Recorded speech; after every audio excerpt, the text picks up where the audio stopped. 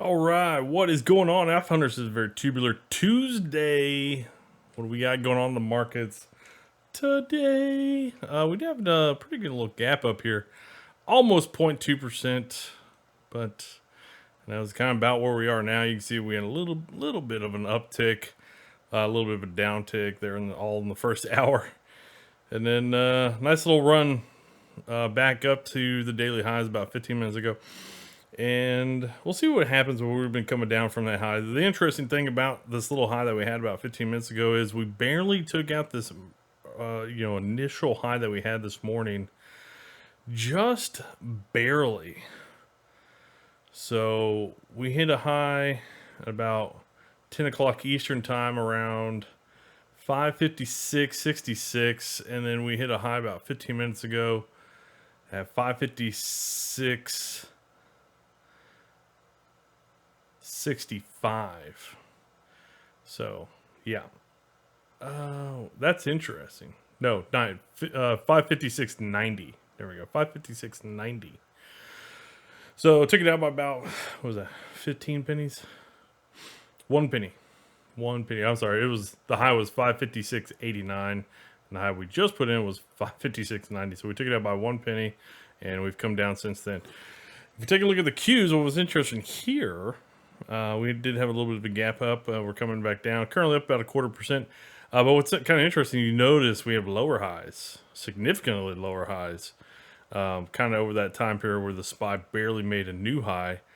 And so we got a little bit of a switch intraday in the early morning. So we'll see if we continue to see tech sell off and maybe lead the SPY lower. You can see we had about 15 minutes there just after 10 a.m. Eastern or so, where we got hit off. We sold off pretty good there. So the Qs did gap up pretty good here, about 0.3% of a gap up. So we'll see what happens by the end of the day. IWM, little bit of a gap down, a little bit of a sell off, basically back down to even on the week, kind of where we closed on Friday. So pretty much undoing everything that was made yesterday already. DIA. Selling off early this morning, bounced back pretty good here over the past 45 minutes. We'll see if maybe rotation into some of the bigger, heavier weight stuff continues. We'll kind of continue to watch that one.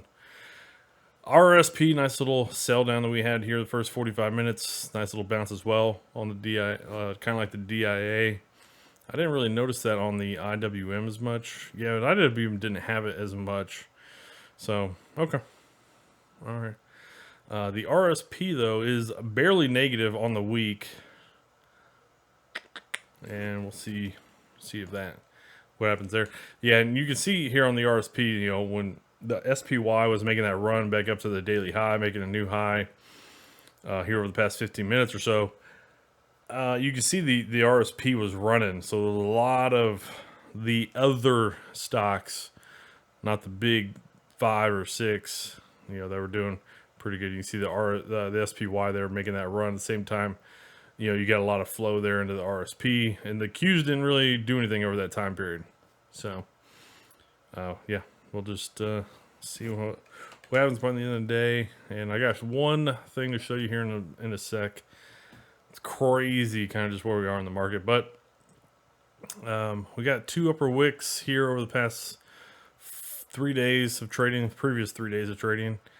Last Wednesday, which that's kind of a tough one because that was a half day of trading. And then Monday. And we are starting to see we're having a hard time fight to get through these moving averages on the RSP. So if we continue just to chop down in this lower area between like 164 to like 163, maybe lower or upper 162s, will we eventually break down by the moving averages kind of pushing us down? Where the long term's at? Yeah, and see, we're just kind of chopping below the 100 here, 100 moving average. So, if we just break this level, I mean, we could run easily down to maybe this level around 159, or maybe back down to the 200, which is somewhere in the mid 160, 156. So, yeah, well, not looking good there on the RSP. unless they can base out here, from, a little bit longer, maybe get into the back half of June, and then start to push up. We'll have to see. But if it breaks down here sometime soon, it could definitely just run bearish. DIA was looking so good yesterday. That continuation. Oh yeah, it was looking pretty good yesterday morning. It was looking pretty good, and then it just faded it the rest of the day. So that little false break there, definitely interesting. I mean, it's kind of hard to go, I would say, go bearish on it here, right? Because you just put on the moving averages, and it could definitely just continue to get pushed up by the moving averages. So I would probably just say, unless it gets through those moving averages, probably just not doing really anything on that one. IWM starting to look kind of bearish here. I mean, but it's just, why is my mouse doing that? It's just kind of still chopping sideways here around the 200 level. So we got to be getting to like a point where we're gonna do something here soon, right? I mean, we are basically just getting compressed in here, and there's got to be something happen soon, some kind of direction. Qs, yeah, I mean, it just continues to steam higher. We'll see what happens. Obviously, you can see we kind of popped the top here, and we did make it to 500. So that was the other thing. The Qs did make it to 500 on the penny, 500.00, and that is where we sold down right there at the 10:10 Eastern time or so, right on the line. So we'll see if if that 500 spot was the spot where like maybe some people were just like, hey, we get to 500, initiate sell trigger orders. So far, it seems like that is the case because we have sold down from that, and we haven't even gotten close back to it, really. At least not like the SPY, or the SPY ran back up to the daily highs. But I mean, other than that, I mean, they both did gap up. They're both positive on the day, even though they might be down from the open. Still looking okay. As far as this chart, I just saw this chart going around on Twitter. I thought it was kind of interesting. This is something that Warren Buffett. This is like a Warren Buffett indicator kind of thing. This is Warren Buffett indicator hits 195%, the highest level in history, surpassing the dot-com bubble, the global financial crisis, in the 2022 bear market. Which, don't know why it would have been the 2022 bear market, but it should have been like 2021, early 2022, I guess. But yeah, typically, so Warren Buffett is, this is like a metric that Warren Buffett made famous. Like, hey, I track the Wilshire 5000 to GDP ratio. And basically, I mean, the Wilshire 5000 is meant to track, like, all publicly traded stocks. You can see total value of all publicly traded stocks to GDP ratio. Some people just call it the Wilshire 5000 for short. So how is the total publicly traded stocks doing compared to the GDP ratio? And you can see just how much concentration there is in equities, which is why I remain cautious. I remain like, I'd rather just not be aggressively bullish, because at any point it's over, and you just kind of don't know it. I mean, you gotta realize at some point it'll be over. You don't really know it. The market will start to sell down, and you think it's pulling back like it has so many times before, and then it just kind of keeps selling down. So it's like, at some point you just gotta like, okay, you know what? I'm cool. I'm gonna wait for a better opportunity. It might come in a year, it might come in 2, but it might come in 3, it might come in 4 years. I don't know, but it'll over a period of time, it's like you'll get a much better opportunity. So that was kind of interesting, that thing that I saw going around. The VIX staying in the low teens. Not really doing a whole lot today. Okay. DXY, and I do believe that Jerome Powell is talking or doing his testimony. Yeah, it should be. It should have been going on over the past hour. I guess him and Treasury Secretary Yellen are testifying to Congress, which is probably why we saw a little bit of volatility over the past hour. We didn't really see much of anything, so I don't really think they were saying really anything or anything that the market probably wasn't already aware of. DXY though, here dollar index bouncing back a little bit, so 2-day bounce back. Okay.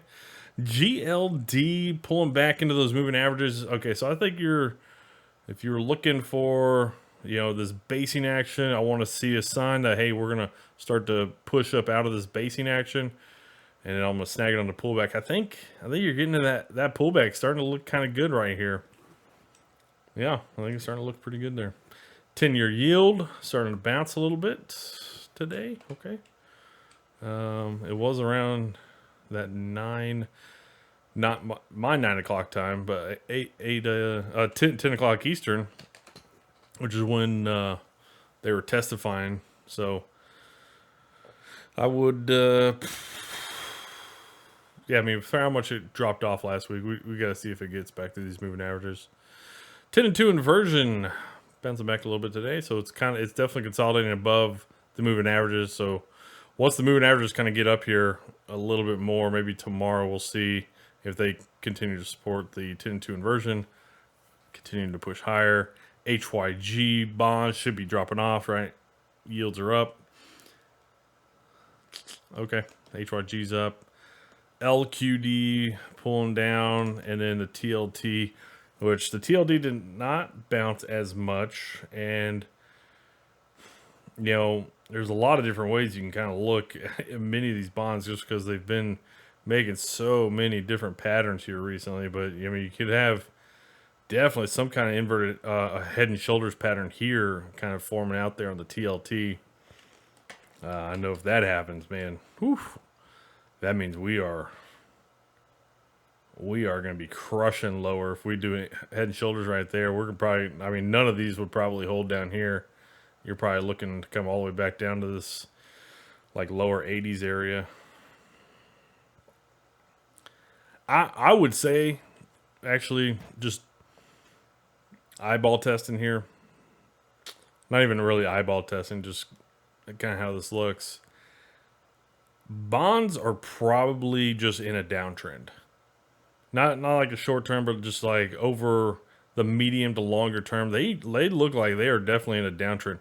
We just had this quick snapback at the end of last year, right? October, November, even December. And you would like to see the pullback and then it bounce and keep going.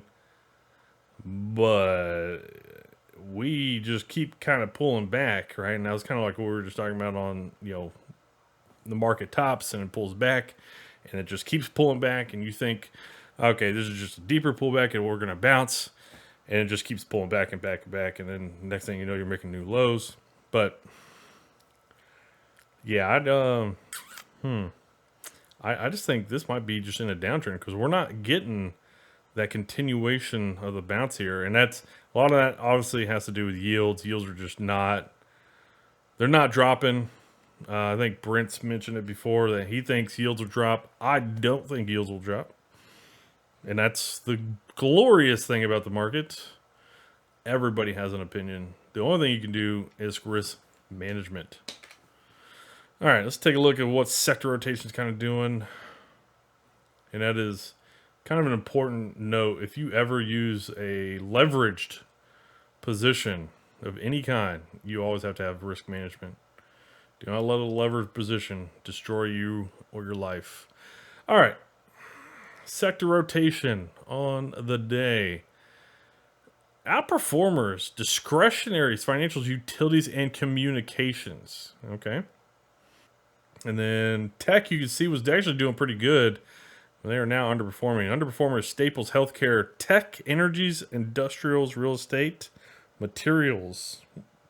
Real estate was kind of at that lower end of the day. And then here over the past like 10 minutes or so. Just kind of a nice little pop to it, and materials have kind of kept on fading. As far as intraday, yeah, you can really see the energies. Energies got hit with a pretty good gap down. You can see energies really got hit with that gap down to kind of start the day. So intraday, you can see energies kind of climbing back, mostly because they got hit with a gap down. We can take a look at energies, see maybe what's going on there. But energies getting hit pretty good to start the day, but climbing back intraday. People taking the opportunity to buy the dip there. Discretionaries doing pretty good. XLY. Utilities doing good. Financials outperforming their intraday. Staples. Healthcare, communications kind of in line with the market there. Industrials underperforming. Real estate, tech, and materials all kind of underperforming there at the lower end of the day.